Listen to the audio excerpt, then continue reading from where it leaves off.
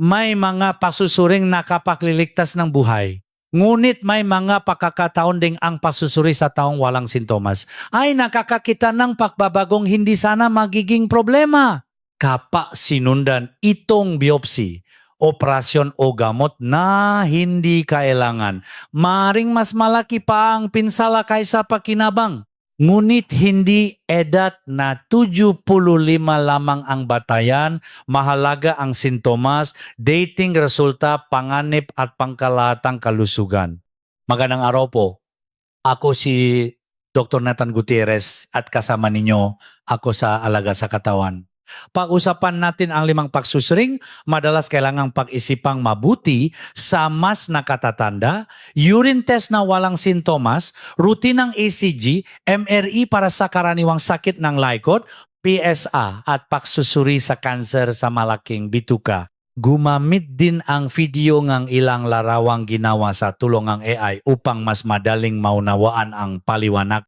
Hindi ko sasabing, huwag na kayong mapatingin o tanggihan ng doktor. Ang mas ligtas na mensahe ay ito. Huwag pumayag sa pagsusuri ng hindi malinaw kung ano ang hinahanap.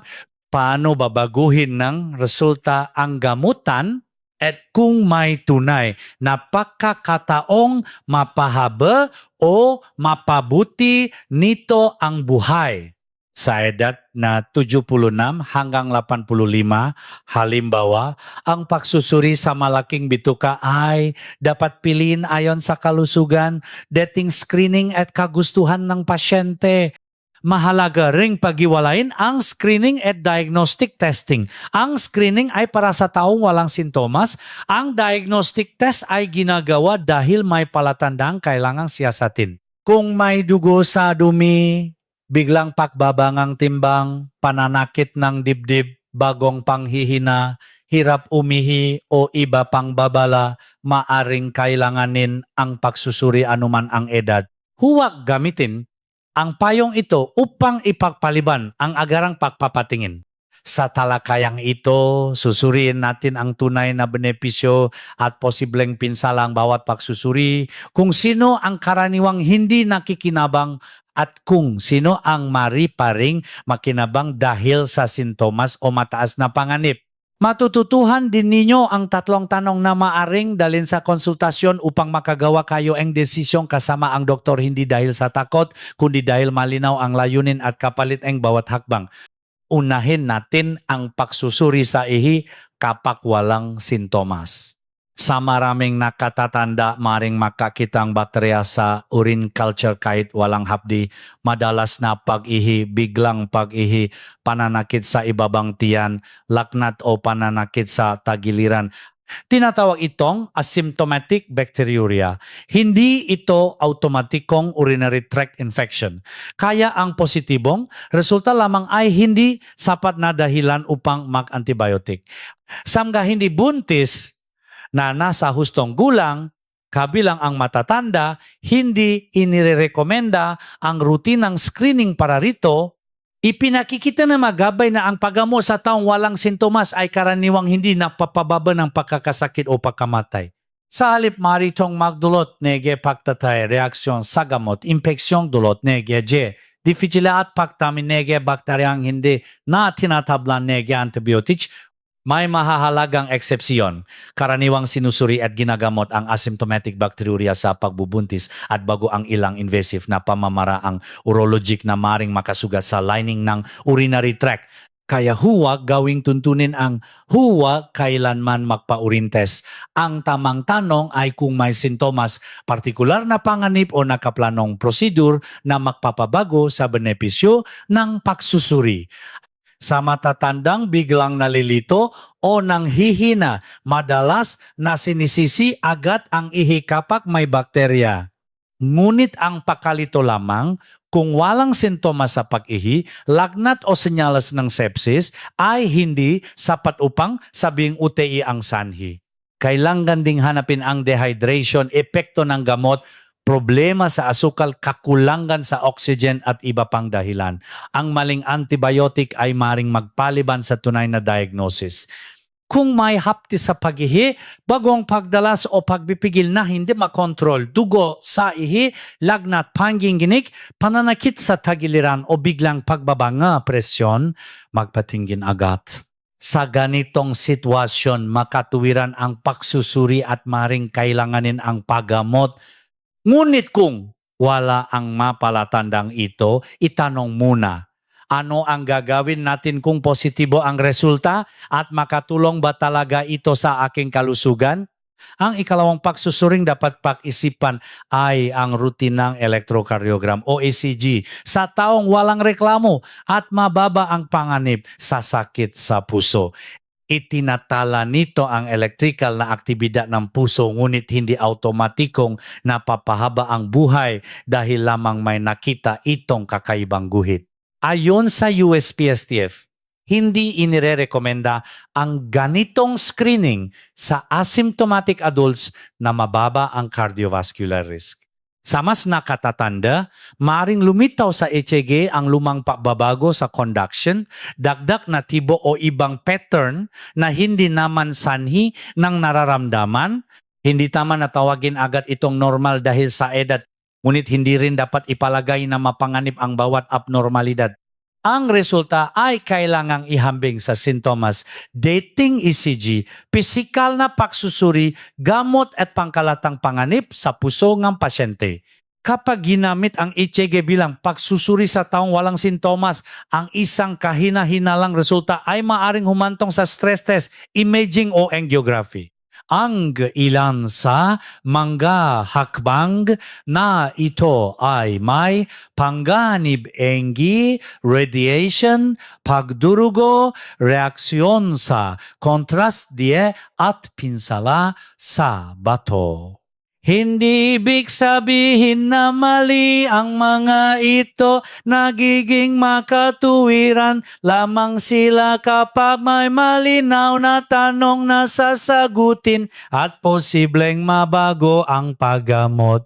May mga pagkakataong mahalaga ang ECG anuman ang edad. Kabilang dito ang pananakit o paninikip ng dibdib, bagong hirap sa paghinga, mabilis o hindi regular na tibo na may sintomas, pagkahimatay, matinding panghihina, o paghihinala ng atake sa puso at mapanganib na aritmia. Maririn itong kailanganin sa kilalang sakit sa puso o bago ang ilang operasyon batay sa uri ng procedure at kalagayan ng pasyente. Bago pumayak sa routine ng ECG, itanong, may sintomas o risk factor ba akong dahilan upang gawin ito? Ano ang gagawin natin kapag may nakitang abnormalidad? At mapapabuti bang susunod na hakbang ang aking kalusugan? Kung walang malinaw na sagot, maring mas kapakipakinabang na pagtunan ang presyon ng dugo, diabetes, kolesterol, paninigarilyo at ligtas na paggalaw, masalik na tunay na nababago araw-araw. Ang ikatlong pagsusuring kailangang gamitin ng may malinaw na dahilan ay ang MRI para sa karaniwang pananakit ng ibabang likod. Hindi ito nangangahulugang masama ang MRI o bawal na ito sa edad na 75 pataas. Napakahalaga nito kapag may pinaghinalang seryosong sakit. Ngunit kung bagong kirot lamang, walang aksidente at walang problema sa nerbiyo, madalas na hindi kailangan ang agarang larawan. Habang tumatanda, karaniwang nakbabago ang disk, kasukasuan at butong gulugot. Maaring makita sa MRI ang paknipis ng disk, arthritis o pag-umbok kahit hindi iyon ang tunay na pinakmumulan ng sakit.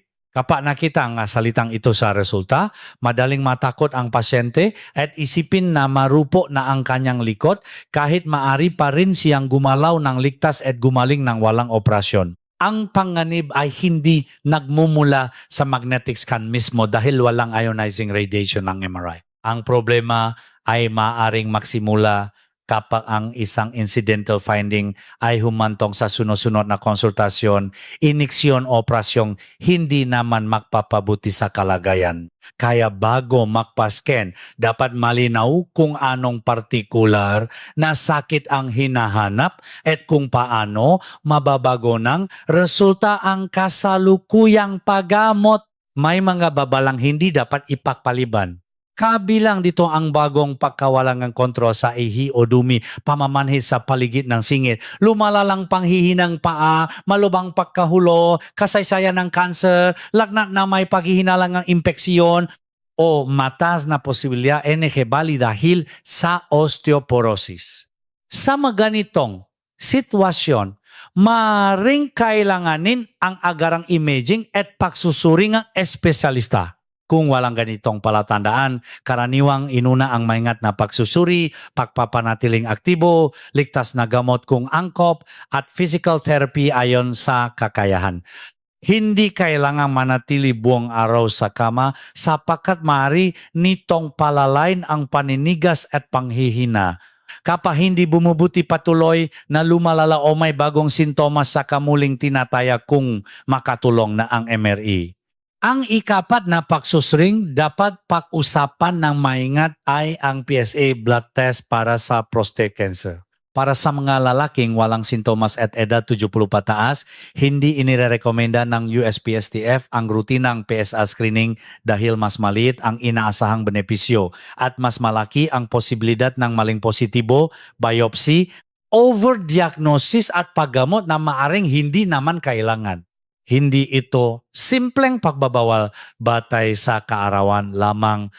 Maaring tumas ang PSA hindi lamang dahil sa kanser kundi dahil sa paglaki o pamamaga ng prostate. Kapag mataas ang resulta, maaari itong humantong sa paulit-ulit na pagsusuri, MRE o biopsy.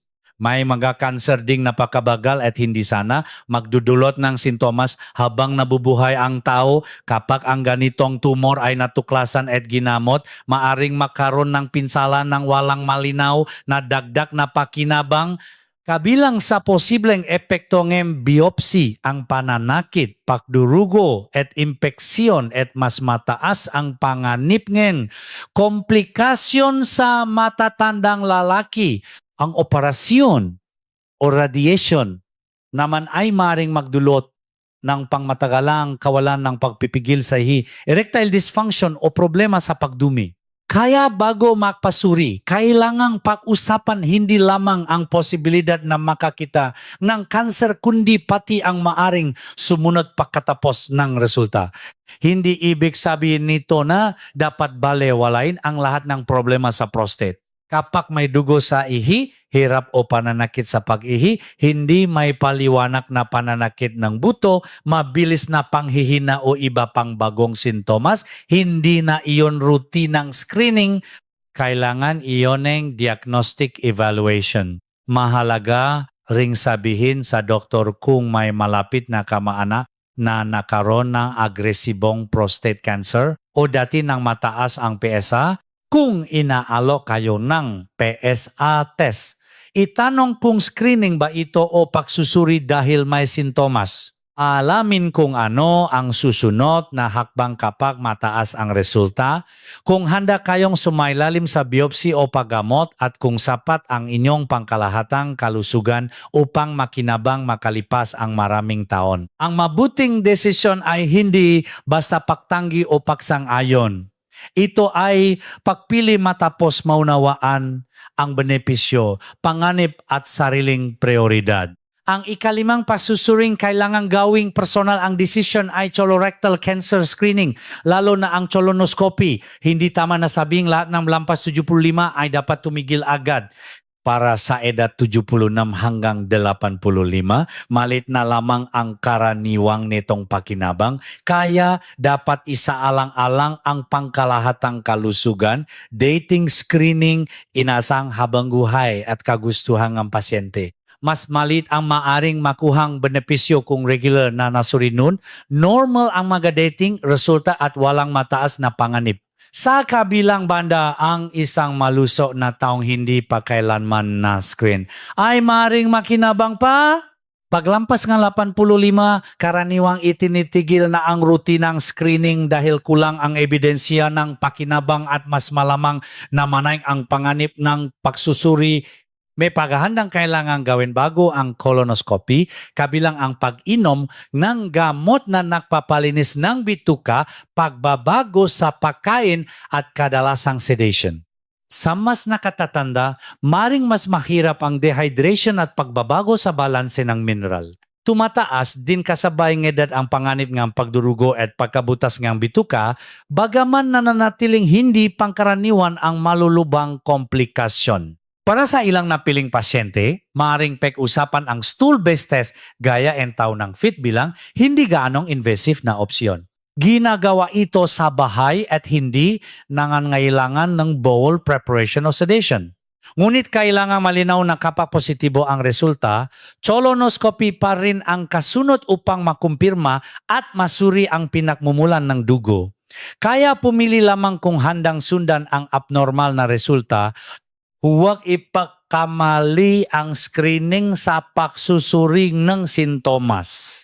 Ang dugo o maitim na dumi, bagong pagbabago sa pagdumi, anemia, tuloy-tuloy na pananakit ng tiyan at hindi may paliwanag na pagbaba ng timbang ay kailangang ipasuri anuman ang edad. Kung wala ang maito, itanong kung makapapahaba o makapapabuti ba ang buhay ang screening at kung handa ba ang katawan sa mga susunod na hakbang. Matapos talakayin ang 5 pagsusuri, mahalagang maunawaan kung bakit maaring magsimula ang problema sa isang resultang tila maliit lamang. Ang false positive ay senyas na mukhang may sakit ngunit napapatunayang wala. Ang overdiagnosis naman ay tunay na pagbabagong natuklasan, ngunit hindi sa nalalaki o magdudulot ng sintomas habang nabubuhay ang tao. Makaibang dalawang ngunit pareho silang maaaring magbukas na sunod-sunod na hakbang. Kapag may kahinahinalang resulta, maaaring sumunod ang panibagong scan, konsultasyon, biopsy o operasyon. Ang bawat hakbang ay maaaring makatwiran kung malinaw ang pakinabang, ngunit may sariling panganib din, pagdurugo, impeksyon, pinsala sa organ, pagkabalisa at gastos. Tinatawag itong testing casket. Hindi ibig sabihin na dapat katakutan ang lahat ng pagsusuri, kailangang may malinaw na dahilan bago simulan ang unang hakbang. Mas nagiging mahalaga ang usaping ito sa mas nakatatanda dahil maaring mas mabagal ang ilang natutuklasang pagbabago kaysa sa ibang karamdaman ng katawan. Ayon sa National Cancer Institute, mas karaniwan ang overdiagnosis sa matatanda at sa mga taong limitado ang inasahang habang buhay. Kung hindi sana magiging sanhing sintomas ang natuklasan, walang pakinabang ang paggamot ngunit maaari pa ring maranasan ang komplikasyon nito. Hindi rin sapat na sabihing mas magang nakita, mas mabuti palagi. Nagiging kapakipakinabang lamang ang screening kung ang mas magang pagtuklas at paggamot ay tunay na nagpapababang pagkamatay o malubang sakit. Kung mas marami lamang ang nadidiagnos ngunit hindi bumababa ang bilang ng namamatay, maaring bahagi ng pagtaas ang lead time bias o overdiagnosis, hindi automatikong tagumpay ng pagsusuri. Kaya sa susunod na ialok ang isang test, humingi ng malinaw na paliwanag. Ano ang posibilidad na may seryosong sakit ako? Ano ang susunod kapag positibo ang resulta? May panganib ba ang follow-up procedure at may sapat ba akong pagkakataong makinabang sa paggamot? Ang mabuting pangangalaga ay hindi pagsuri ng pagsuri o pagtanggi sa lahat. Ito ay pagpilingang pagsusiring may tunay na halaga sa inyong kalusugan at mga layunin sa buhay. Kung may pagsusuring kaunti ang may daragdag sa kalusugan, mas makatuwirang ilaan ang oras at para sa pag-iwas na may malinaw na benepisyo. Isang halimbawa ang bakuna laban sa shingles. Ang sakit na ito ay maaring magdulot ng matinding hapdi at pangmatagalang pananakit ng nerbyo at tumataas ang panganib habang tumatanda. Kaya mahalagang tingnan ang talaan ng bakuna, hindi lamang ang listahan ng laboratory test. Inirerekomenda ang CDC ang 2 dosis ng Shingrix para sa nasa edad 50 pataas, pati sa ilang nasa edad 19 pataas na mahina ang immune system. Samga may malusog na immune system, higit 90% ang bisa nito laban sa shingles at postherpetic neuralgia. Kahit nakaroon na dating shingles o nakatanggap lumang Zostavax, maari pa rin kailanganin ang Shingrix matapos kumonsulta sa doktor. Hindi ibig sabihin na walang side effect ang bakuna. Karaniwan ang pananakit o pamamaga sa braso, pagkapagod, pananakit ng kalamnan, sakit ng ulo, panginginig o lagnat sa loob ng 2 hanggang 3 araw. Maring mantala pansamantala ang karaniwang gawain, ngunit mas banayad ito kaysa sa maring idulot ng singles. Ipagpaliban muna kung kasalukuyang may singles o may katamtaman hanggang malubhang karamdaman. Mahalaga rin ang proteksyon laban sa pneumonia disease na maring magdulot na pneumonia, impeksyon sa dugo at meningitis. Sa kasalukuyang gabay NCDC, inirekomenda ang pneumococcal vaccination sa laan na sa edad 50 patas. Gayunman, ang eksaktong bakuna at bilang ng dosis ay nakadepende sa dating natanggap edad, sakit sa puso o baga, diabetes, paninigarilyo at kalagayan ng immune system. Huwag basta humingi ng isang partikular na tata dahil lamang nakita ito sa video. Maring PCV15, PCV1 Tigo o PCV11 ang angkop at kung PCV15 ang ibinigay ay maring kailanganin ang PPSV23 pakaraan ng itinakdang pagitan. Kung kumpleto na ang dating bakuna, maaring iba ang payo. Dalhin ang inyong vaccination record at itanong kung alin ang may pinakamalinaw na pakinabang para sa inyong edad, sakit at dating dosis. Ngayon, saan mas mainam ilan ang parang hindi ginastos sa pagsusuring kulang ang pakinabang? Isang praktikal na sagot ang masustansyang pagkain na tumutulong mapanatili ang lakas? Ang protina ay kailangan sa pagbuo at pakukumpuni ng selula at makukuha ito sa isda, itlog, gatas, karne, tokwa, monggo, beans at mani. Hindi kailangang mamahalin ang pagkain upang maging kapakipakinabang sa araw-araw. Sa hapa ng pamilyang Pilipino, maring magsimula sa simpleng almusal na may itlog at gatas o tokwa, tanghalian na may isda o monggo, at hapunang may sapat na gulay at angkop na bahagi ng protina. Hindi rin kailangang puro karne, maring pahaluin ang pagkain mula sa hayop at halaman. Ang mahalaga ay sapat ang kabuwang pagkain at nayon ito sa gana, ngipin, timbang, budget at kalusugan. Hindi rin ibig sabihin na mas maraming protina ay palaging mas mabuti.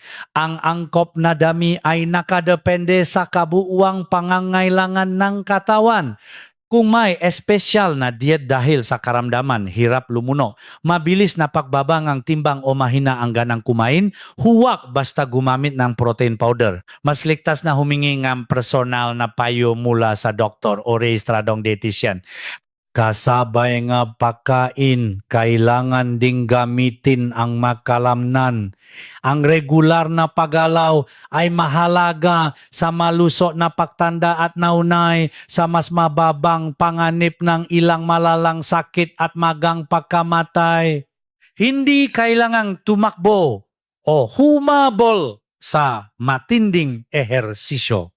Maaring magsimula sa 10 hanggang 20 minutong paglalakad at dagdagan ito ayon sa tibay, balanse, kondisyon at payo ng doktor.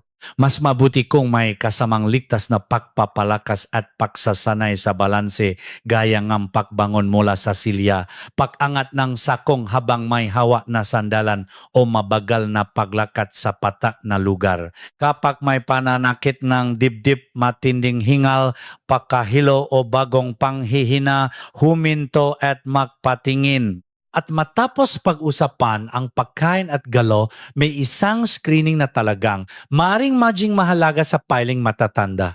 Ang pagsusuring tinutukoy ay abdominal aortic aneurysm ultrasound, ngunit hindi ito para sa lahat ng nakatatanda. Sinusuri nito kung lumaki o lumobo ang pangunahing ugat sa tiyan. Kadalasang walang sintomas ang aneurysm bago magkaroon ng komplikasyon, kaya maaaring magkaroon ng halaga ang isang beses na screening sa tamang grupo lalo na sa mga lalaking edad 65 hanggang 75 na nanigarilyo noon o hanggang ngayon. Ayon sa USPSTF, inirekomenda ang isang beses na ultrasound sa mga lalaking 65 hanggang 75 taong gulang na nakapanigarilyo ng hindi bababa sa humigit kumulang 100 sigarilyo sa buong buhay.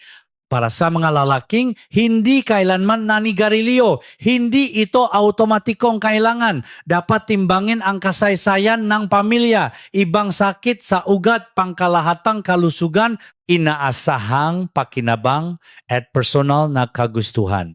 Para sa mga babaeng hindi nanigarilyo at walang malapit na kamag-anak na may abdominal aortic aneurysm, hindi inirekomenda ang rutinang screening. Sa mga babaeng nakapanigarilyo o may family history, hindi pa sapat ang ebidensya upang magbigay ng isang tuntunin para sa lahat. Kaya mahalagang huwag gawing pangkalahatang utos ang payong magpa-ultrasound ang bawat lampas 65 kahit wala namang ibang panganib. Ang ultrasound ang karaniwang ginagamit dahil hindi ito invasive, walang radiation at mahusay nitong nasusukat ang lapat ng aorta. Kapanormal ang unang pagsusuri sa lalaking kabilang sa inirecommend ng grupo, karaniwang isang beses lamang ito ginagawa bilang screening. Kapag may nakitang paglaki, ang susunod na hakbang ay nakadepende sa sukat, bilis ng paglaki, panganib ng pagputok at kakayahang sumailalim sa paggamot. Bago magpa-screen, itanong kung kabilang talaga kayo sa grupong na patunayang nakikinabang at kung handa ang katawan sa follow-up o operasyon sakaling may makita. Kung napakababang ang posibilidad na kayanin o makinabang sa paggamot, maring hindi rin makatulong ang paghahanap ng aneurysm. Ang tamang screening ay hindi pinakamaraming test kundi pagsusuring tukma sa panganib, kalusugan at layunin ng pasyente. Sa paharap ninyo, sa doktor, hindi kailangang pumili sa pagitan ng bulak na pagsunod at agarang pagtanggi. Ang mas ligtas na paraan ay shared decision making, malinaw na pag-usap tungkol sa benepisyo, pinsala, panganib at kung ano ang pinakamahalaga sa inyong buhay. Maaari ninyong dalhin ang tatlong tanong na ito sa konsultasyon upang maging katuwang kayo sa desisyon, hindi tahimik na tagasunod lamang. Ang unang tanong ay, kapag nakitang pagsusuring ito ang isang sakit at ginamot natin, may makatotohanang posibilidad bang humaba o gumanda ang buhay ko? Hilinging ipaliwanag ang inaasahang pakinabang sa paya na salita, pati ang posibilidad ng maling positibo at dakdak na procedure. Kung hindi mababago na resulta ang gamutan, itanong kung ano ang dahilan upang ituloy pa rin ang test kasama ang doktor.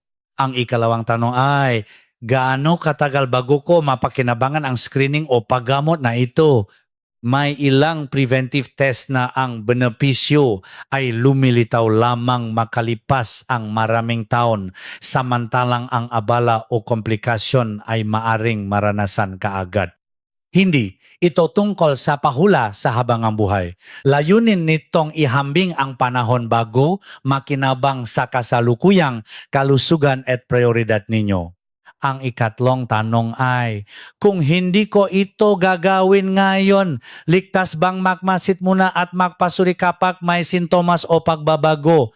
Hindi lahat ng kondisyon ay maaaring hintayin, kaya kailangang malinaw ang mababalang dapat bantayan at kung kailan babalik. Sa colorectal screening sa edad 76 hanggang 85, isinasaalang-alang ng gabay ang kalusugan, dating screening at kagustuhan ng pasyente.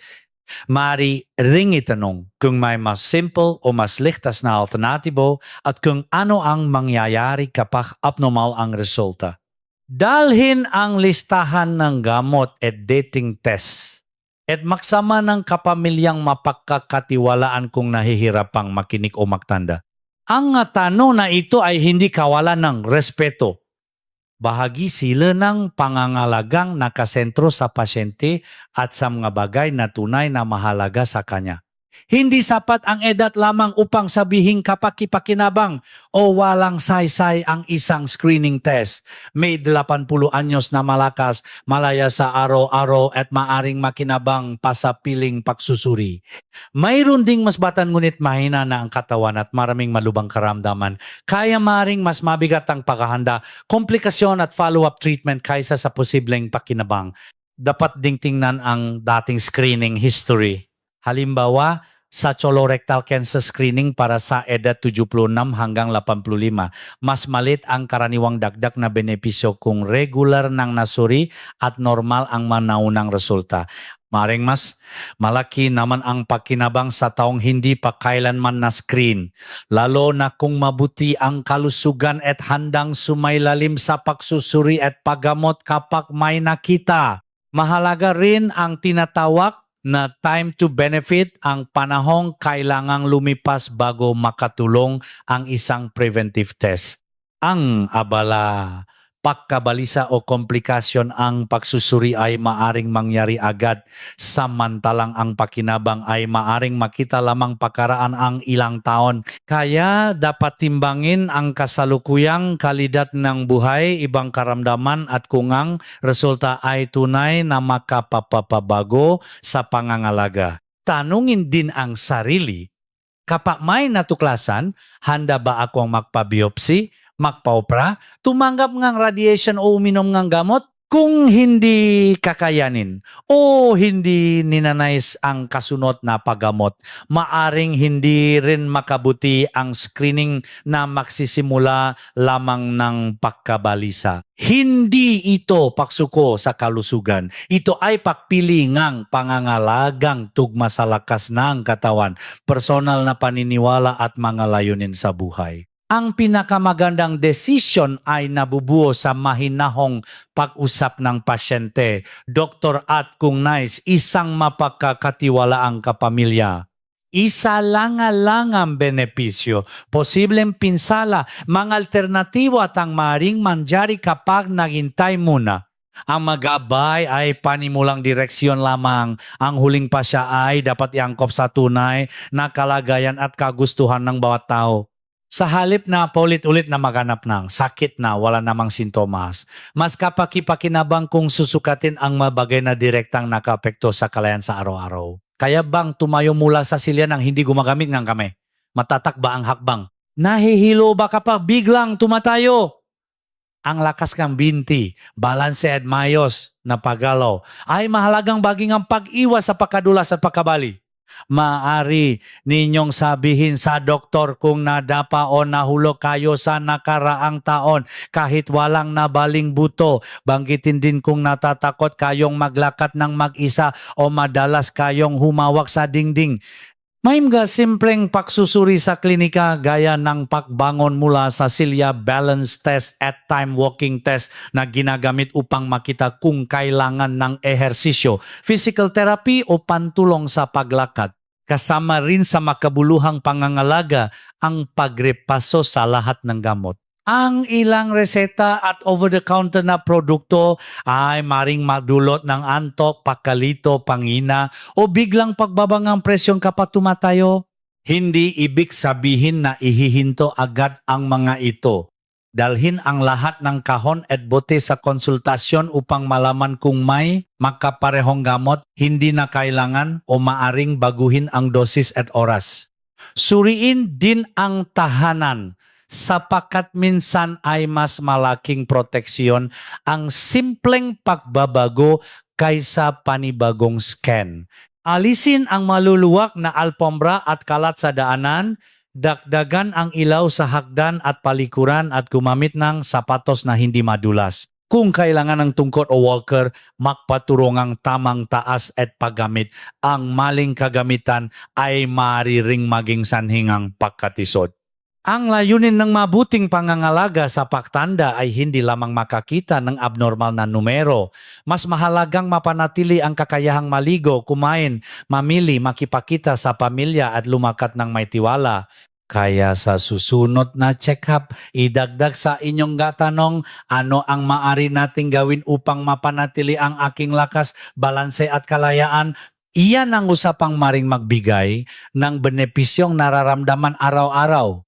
May isa pang hakbang na madalas mas mahalaga kaysa panibagong laboratory test, ang maayos na pagrepaso sa lahat ng gamot. Sa paglipas ng panahon, maring nadagdagan ang reseta mula sa iba't ibang doktor habang nananatili pa rin ang mga lumang tableta, pain reliever, pampatulog, bitamina at halamang produkto. Kapag hindi pinag-isa ang listahan, madaling makaroon ng dobleng sangkap o hindi inaasahang interaksyon. Hindi layunin ng medication review na basta bawasan ang bilang ng tableta.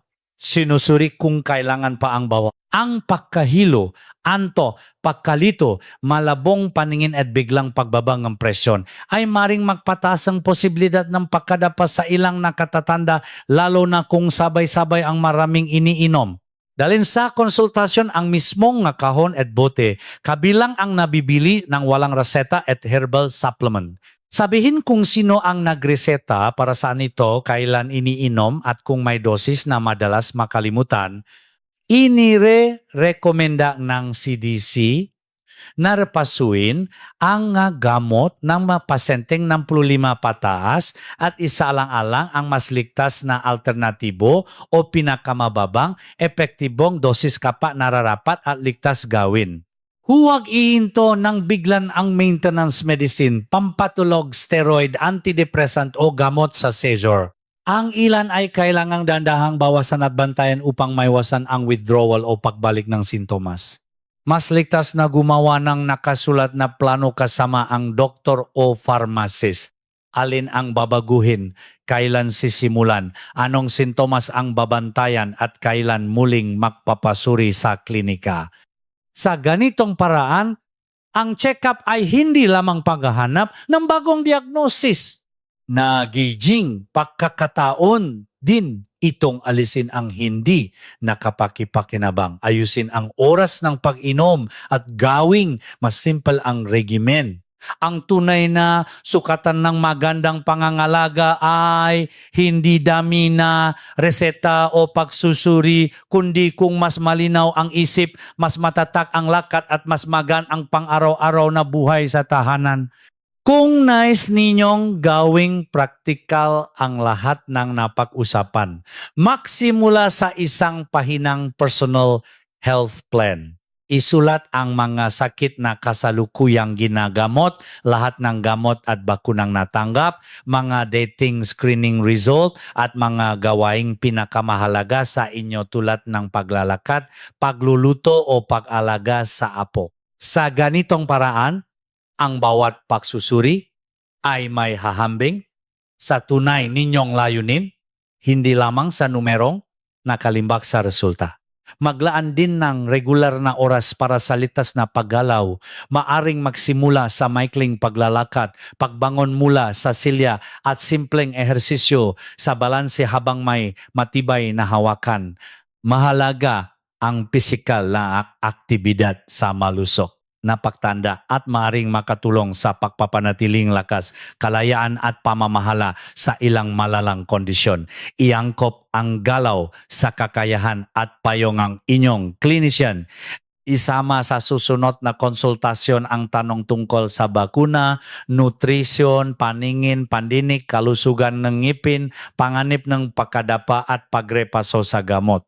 Ang ito ay maring higit na maka-apekto sa araw-araw na pamumuhay kaysa incidental finding sa isang scan.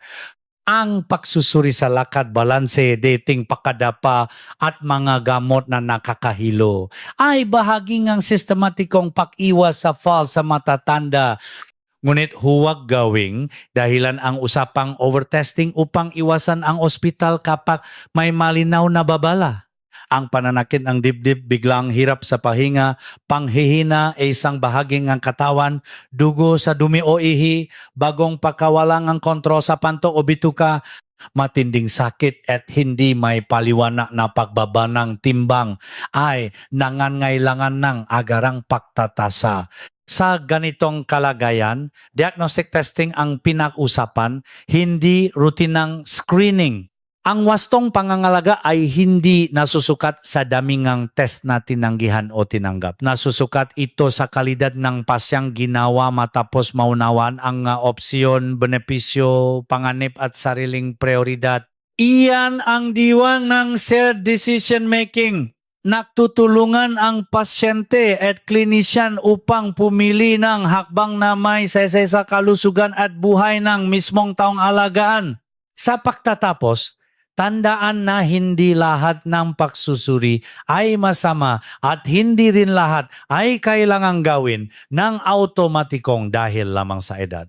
Ang pinakamalaga ay malinaw kung screening ba ito sa taong walang sintomas o diagnostic test dahil may bagong palatandaan. Kapag may malinaw na babala, huwag maghintay.